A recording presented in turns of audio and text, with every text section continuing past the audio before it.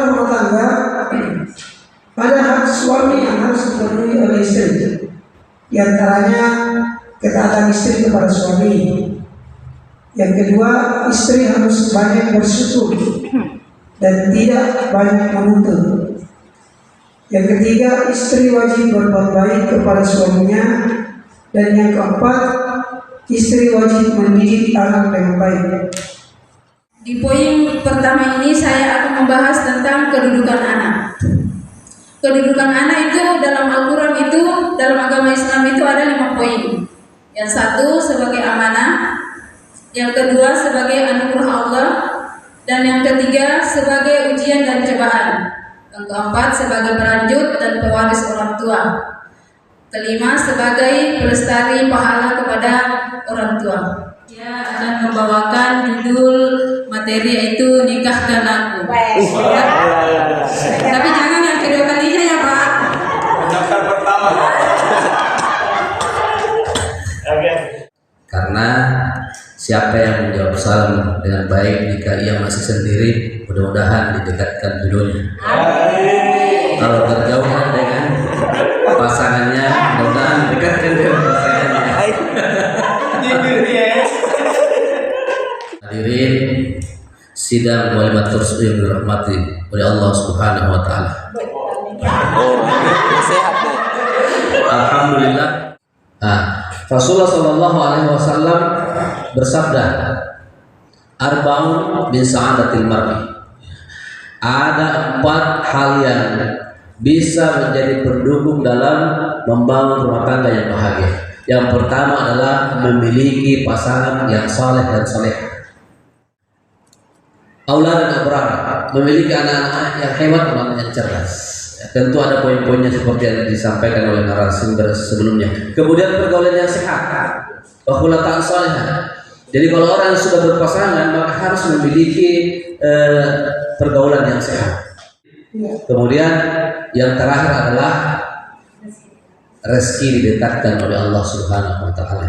Ayyakuna rizquhum fi baladiha. Bersyukurlah kita ini kita mendapatkan pekerjaan di tempat kita bermukim, tidak lempar pasang kayu seperti ketika kayu yang lain, ya.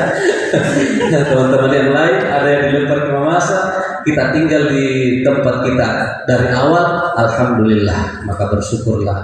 Narasumber kita, pemateri kita Al-Mukarram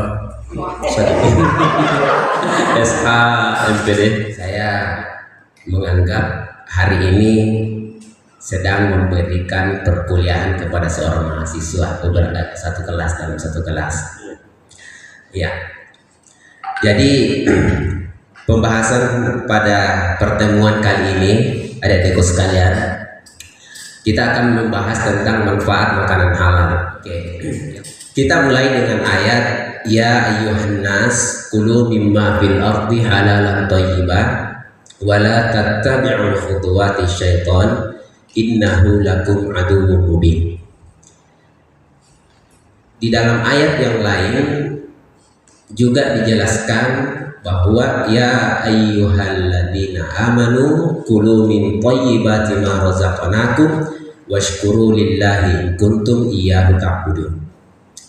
Jadi kedua ayat ini adik-adikku sekalian menyampaikan kepada kita bahwa secara umum betapa pentingnya kita mengkonsumsi makanan yang halal dan baik. Season kali ini izinkan saya memaparkan satu materi tentang manajemen keluarga. Nah, di sini pengenalan manajemen keluarga. Manajemen keluarga merupakan praktek merencanakan, mengatur dan memantau tugas dan tanggung jawab dalam keluarga untuk menciptakan keharmonisan dan keberlanjutan. Mengapa saya katakan penting dalam manajemen sebuah keluarga? Ada beberapa hal. Pertama, keseimbangan dan keharmonisan. dalam sebuah rumah tangga sangat dibutuhkan keseimbangan dan keharmonisan. Nah, jika kita sejak awal sudah menentukan perencanaan itu, maka otomatis akan menimbulkan, menciptakan keseimbangan dan keharmonisan dalam sebuah rumah tangga. Tapi yakinlah adik-adik sekalian, kalau Anda sudah menikah, yakinlah dengan ayat ini, Allah akan memampukan kamu. Yang penting kerana kamu itu ditanggung oleh Allah Subhanahu. Sesuai dengan firman Allah tadi itu, wa min ayati an khalaqa min anfusikum azwajan litaskunu ilaiha wa ja'ala bainakum mawaddatan wa rahmah inna dzalika laayatin liqaumin yatafakkarun. Jadi kalau Anda mau tenang dalam hidup dan tidak kesendirian, jadi mari kita menikah. Iya kan? Mari kita menikah. Kenapa tujuan menikah? Sesungguhnya tujuan pernikahan apa sih? Apa sih itu sakinah mawaddah warahmah? Sakinah artinya tenang, bahagia, sejahtera. Mawaddah warahmah menambahkan rasa cinta dan kasih sayang di dalamnya. Itu anak-anakku. Pola asuh anak. Setelah keluarga suami dan istri melangsungkan pernikahan, tentunya akan mempunyai anak. Dari pola asuh ini ada 4 jenis pola asuh yang diberikan orang tua terhadap anaknya. Ada otoriter, permisif, dekoratif, dan diabaikan. Yang pertama, pola asuh otoriter itu orang tua yang terlalu keras terhadap anaknya. Orang tua yang tidak mau dibantah, selalu keinginannya itulah yang harus dituruti oleh semua anak-anaknya, termasuk istrinya. Dan yang kedua, permisif.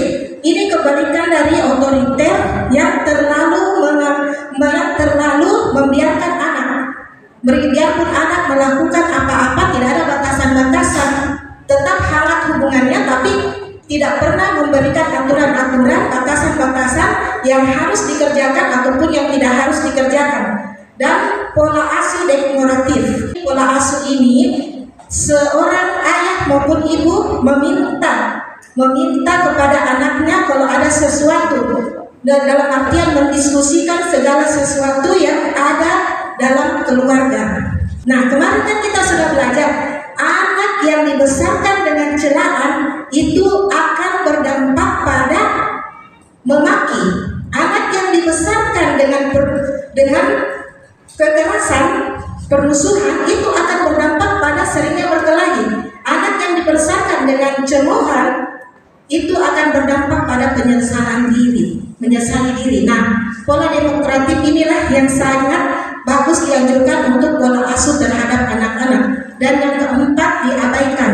Orang tua yang lalai akan tanggung jawabnya, bahkan meninggalkan anak-anaknya. Terima kelebihan dan kekurangan pasangan kita masing-masing.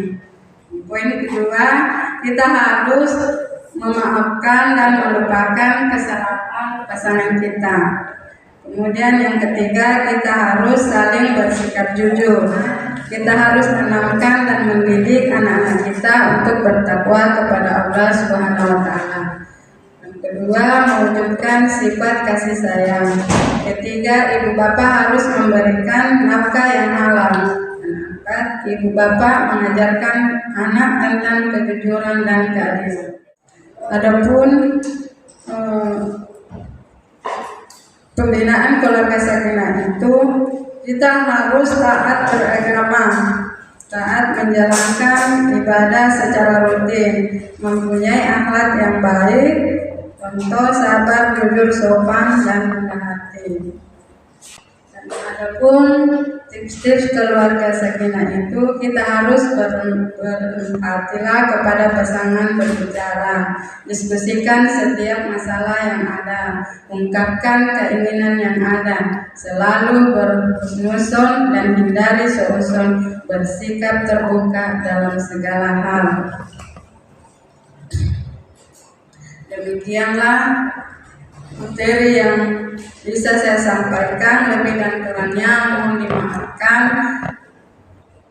Dengan ucapan Assalamualaikum warahmatullahi wabarakatuh. Waalaikumsalam warahmatullahi wabarakatuh. Nah, ini tadi orang tua yang tidak sholat, tiba-tiba ada tamunya, dia tamunya itu sholat, otomatis sholat di rumah di rumah juga ada orang.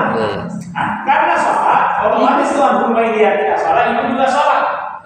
Nah, karena itu salah, boleh-boleh anaknya nih, salah juga.